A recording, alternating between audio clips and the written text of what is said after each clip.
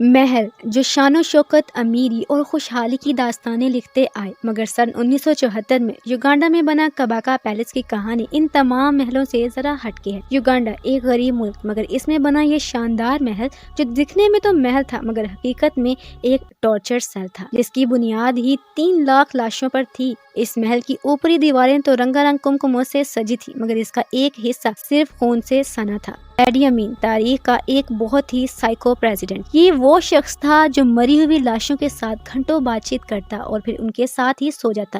یہی نہیں، اس شخص نے اپنی پریگننٹ وائف کو ایسے ظالمانہ طریقے سے قتل کیا کہ روح کانپ جائے۔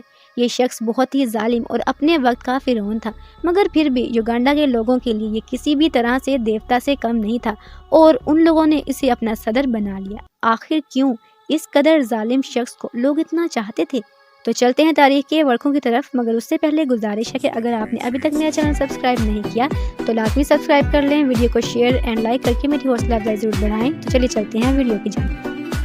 ایڈی امین کی کہانی شروع ہوتی ہے 1924 سے 25 میں، جب نارتھ ایسٹ یوگینڈا کے ایک چھوٹے سے کاکوا قبیلے میں ایڈی امین کی پیدائش ہوئی۔ یہ وہ وقت تھا جب ہر طرف انگریزوں کی حکومت تھی، یوگانڈا پر بھی انگریزوں کا راج تھا، مگر کچھ حصوں پر یعنی یوگانڈا کے کچھ ٹرائبز ابھی بھی انگریز حکومت کی پہنچ میں نہیں آ رہے تھے۔ کاکوا قبیلہ بھی انہی قبیلوں میں سے ایک تھا، کیونکہ یہ قبیلہ جنگلی قسم کا تھا اور خطرناک بھی۔ خطرناک اس طرح کہ یہ لوگ اپنے ریتی رواج کے مطابق ہی جیتے اور اپنے تہواروں پر انسانوں کی بلی دینا اور ان کا خون پینا باعث فخر سمجھتے۔ یہ سب دیکھ کر ہی تو ایڈی امین بڑا ہوا تھا اور اس کے لیے بھی کسی انسان کو مارنا، اس کا خون پینا یا اسے کھانا غلط نہیں تھا۔ یعنی کاکوا قبیلہ آدم خور قبیلہ تھا۔ ایڈی امین کے پیرنٹس بچپن میں ہی علیحدہ ہو گئے تھے، غربت ہر طرف تھی، تو وہ ایڈی کو مزید پڑھا نہ سکی اور اسے تیسری کلاس میں ہی پڑھائی چھوڑنا پڑی۔ اس کے علاوہ بھی اس نے اپنے بچپن میں بہت ہی غربت دیکھی۔ جب وہ 21 سال کا ہوا تو آخرکار اسے برٹش ملٹری میں ایز اسسٹنٹ کوک کی جاب مل گئی۔ ایڈی کا قد بہت اچھا تھا، اس کی شخصیت بھی رعب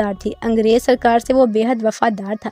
انہیں ایسے ہی تو کسی شخص کی ضرورت تھی جو ان کا پالتو ہو سکے اور یوگانڈا پر اپنا قبضہ جما سکے۔ پھر اس بات کا فائدہ انگریزوں نے خوب اٹھایا، انہوں نے ایڈی کو ہر طرح سے ٹرین کیا۔ ایڈی نے بھی انہیں مایوس نہیں کیا کیونکہ وہ خود بھی غربت سے تنگ تھا۔ اس نے برٹش سرکار کو افریقہ پر اپنا روبو دبدبہ برقرار رکھنے میں بہت مدد کی کیونکہ لوگ ایڈی کو کافی ماننے لگے تھے اور ایڈی برٹش حکومت کی۔ ایڈی اپنے ہی لوگوں کو برٹش حکومت کے لیے مارنے لگا تھا۔ کینیا اور صومالیہ میں ہونے والے مامو آپریشن میں ایڈی نے ساری حدیں پار کر دی تھی۔ وہ مخالفین کو یا تو بہت ظالمانہ طریقے سے مارتا کہ پھر کوئی اٹھ کھڑا نہ ہوتا، اگر نہیں تو انہیں زندہ ہی دفنا دیتا۔ برٹش کو یہ بات بہت اچھی لگی اور انہوں نے ایڈی کو 1962 میں برٹش آرمی کا سیکنڈ سب سے ہائیسٹ رینکنگ آفیسر بنا دیا۔ یہی تو ایڈی چاہتا تھا۔ اس کے بعد اس نے اپنے ایک دوست ملٹن اوبوٹے جو کہ ایک ہائی رینک آفیسر تھا، اس کے ساتھ مل کر برٹش حکومت کو چکما دے کر ان کے ناک کے نیچے سے ہی گولڈ، آرمز، آئیوری اور کافی کی اسمگلنگ شروع کر دی۔ اس کی خبر برٹش حکومت کو کافی دیر بعد لگی، مگر تب تک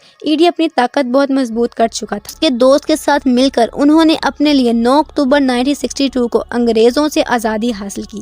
اوبوٹے بن گیا وہاں کا صدر اور ایڈی بن گیا commander in chief of all forces. سب ٹھیک چل رہا تھا، مگر پھر دونوں کے درمیان پوزیشن، پاور اور پیسے کو لے کر جھگڑے شروع ہو گئے۔ اوبوٹے نے ایڈی کو اس کے عہدے سے ہٹا کر صرف آرمی چیف بنا دیا، جس کا صدمہ ایڈی کو بہت زیادہ لگا اور وہ تقریباً نیم پاگل ہو گیا، مگر جلد ہی اس نے اپنے حواس کو سنبھالا اور لوگوں کی حمایت حاصل کرنے کے لیے نکل پڑا۔ اس نے جلد ہی ایسا کر لیا اور وہ یوگانڈا کے لوگوں کا ہر دل عزیز مسیحا بن گیا۔ اس نے اوبوٹے کو صدر کے عہدے سے پیپل پاور کی مدد سے ہٹا دیا اور خود صدر بن گیا۔ اب یہاں سے اس کے ظلم کی داستانیں زیادہ بڑھ گئیں۔ ایڈی کا غصہ جو اس نے کئی سالوں سے دبائے رکھا باہر آیا۔ ان لوگوں کو مروانے لگا جو کہ اوبوٹے کے حمایتی تھے۔ اس وقت 60% انڈینز وہاں رہتے تھے۔ اس نے لوگوں کو کہا کہ اس کے خواب میں آیا کہ خدا نے اسے کہا ہے کہ سبھی ایشینز کو یوگینڈا سے نکال دو، جو کہ ظاہری سی بات ہے جھوٹ تھا۔ وہ خدا کا نام لے کر لوگوں کا مائنڈ اپنی طرف مضبوط کر رہا تھا۔ جو لوگ وہاں سے جانے کو تیار نہیں تھے انہیں اس نے بھوکے مگرمچھوں کے آگے ڈال دیا۔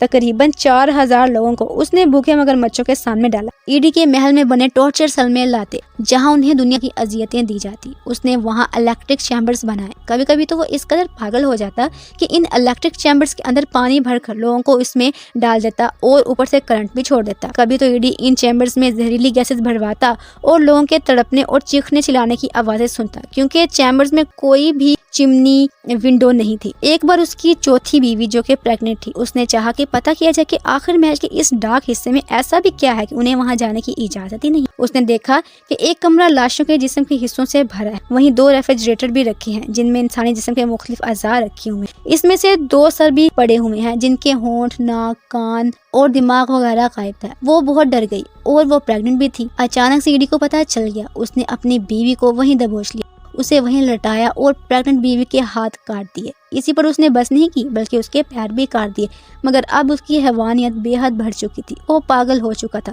شاید اس لیے کہ وہ اس کے بچے کی ماں بننے والی تھی، یا شاید اس لیے کہ اس نے اسے خود ہی مار دیا تھا۔ اس نے اپنی بیوی کے ہاتھ کی جگہ پیر سل دیے اور پیروں کی جگہ ہاتھ، اور یوں اس کی بیوی زندہ ہی تڑپ تڑپ کر مر گئی۔ ایڈی کا یہ روپ بہت بھیانک تھا، وہ مکمل طور پر پاگل ہو چکا تھا۔ وہ اپنی ایک کانفرنس میں بھی کہہ چکا تھا کہ ہرن کے گوشت سے زیادہ مزہ انسانی گوشت میں ہے، اور انسانی گوشت شیر کے گوشت سے زیادہ نمکین ہوتا ہے۔ یاد رہے کہ وہ بچپن سے ہی آدم خور قبیلے کا باسی تھا۔ لوگوں کے سامنے اس کی حقیقت کھلنے لگی کہ وہ حقیقت میں آدم خور ہے اور سائیکو بھی۔ اس کے پرسنل ڈاکٹر نے بھی اسے بتایا کہ اسے دماغی بیماریاں ہیں، جن میں ہائپومینیا، سکیزوفرینیا اور سیفلین جیسی سنگین دماغی بیماریاں شامل ہیں، مگر ایڈی نہیں مانا۔ آخر کار 16 اگست 2003 کو وہ اپنے انجام کو پہنچ گیا، کیونکہ اس کے سارے آرگنز فیل ہو چکے تھے۔ تو آپ کا اس کے بارے میں کیا کہنا ہے؟ اپنی رائے کمنٹس میں ضرور دیں، اور ایسی مزید انفارمیٹیو ویڈیوز کے لیے چینل کو لازمی سبسکرائب کریں۔ Thank you.